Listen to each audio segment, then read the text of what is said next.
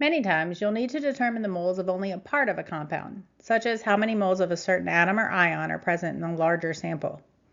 The chemist might do this if they need to know exactly how many of a specific atom or ion to add to a reaction mixture, for example. Since our chemical formulas are really just a mole ratio of the atoms present in the compound, we can look to the subscripts in a formula to create a conversion factor. For instance, there is a single carbon for every one molecule of CbR4. There are also 4 bromines in every molecule of CbR4. We can convert these sentences into mathematical terms and use them as conversion factors. Note that sometimes you might be asked to determine the moles of some piece of a sample, but will be given a mass for that sample instead of moles. No worries, you'll just move to moles of the compound first, more on this later, and then move to moles of the individual piece.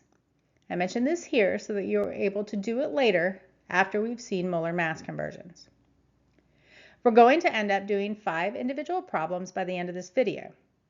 The given quantity for the first 2 is both 2.5 moles of carbon tetrabromide, and the given quantity in the last 3 is 0.65 moles of copper 2 phosphate. In all cases, our wanted quantity is going to be in terms of moles of some specific element. Our given quantity here again is 2.5 moles of CbR4. We want to know how many moles of carbon are present, and then separately how many moles of bromine are present. Since the given and both wanted quantities all have units of moles, this is a great time to point out the importance of writing down a number, a unit, and a descriptor. The extra time spent on this will be less than the time you have to take to figure out what it was you did in the first place should you need to check your work. It's always easier to follow with descriptors.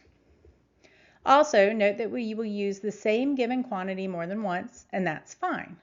There will often be more than one piece in our puzzle, but we still end up with a single puzzle. That's the case here. We're going to begin our calculation with our given quantity.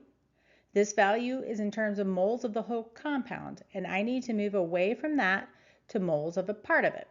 I know that for every 1 mole of carbon tetrabromide, there's a single carbon atom.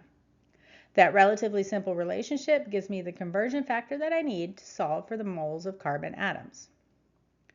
Note that the compound and the carbon are present in a 1-to-1 ratio, so the numerical value for the number of moles is the same in both cases.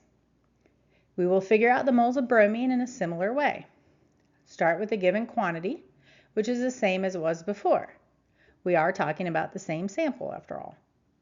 The difference here is that for every 1 mole of the compound, there's going to be 4 bromine atoms. Sometimes students are uncomfortable with the fact that there are more moles of an element than there are moles of the compound. It's okay that the latter value is bigger. If you build a Lego house out of multicolored 2x6 blocks, you'll end up with one single Lego house, even though there were a lot of whatever colored piece that went into it. The big difference between this sample and the last one is that the atoms are slightly harder to count here since we have more than one of a polyatomic ion. To start, I'm going to figure out my atom count. For every 1 compound of copper 2 phosphate, I have 3 copper atoms, 2 phosphorus atoms, and 8 oxygen atoms. Remember that the subscript on the outside of the parentheses gets distributed to all of the subscripts inside the parentheses. Since I have 3 atoms, I have to come up with 3 mole ratios to complete my example. Moving from left to right, start with a given quantity of the compound. For every 1 mole of the compound, there are 3 moles of copper. In the same compound, there are 2 moles of phosphorus. And in the same compound, there are 8 moles of oxygen. We could have broken this guy up into ions instead of atoms, and our approach would be pretty similar. There are 3 cations and 2 anions for every formula unit. We can figure out an individual piece for any compound regardless of the complexity of that compound using this pretty straightforward mole ratio method.